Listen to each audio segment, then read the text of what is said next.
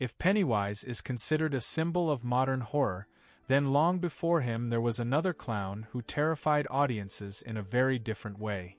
He does not hide in the dark or lure victims from the sewers.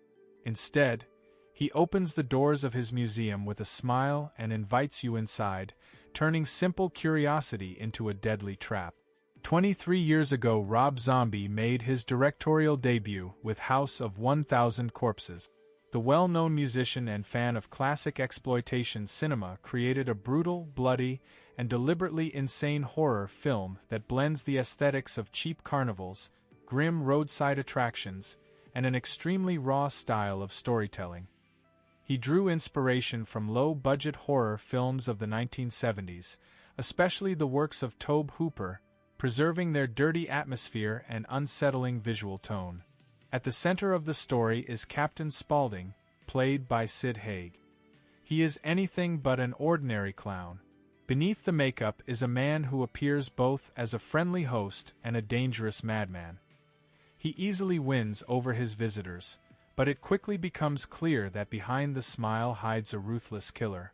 This dual nature is what makes him so unforgettable. The story begins with two young couples traveling in search of the legend of the mysterious Dr. Satan. Along the way they end up at an old museum of monsters and madmen.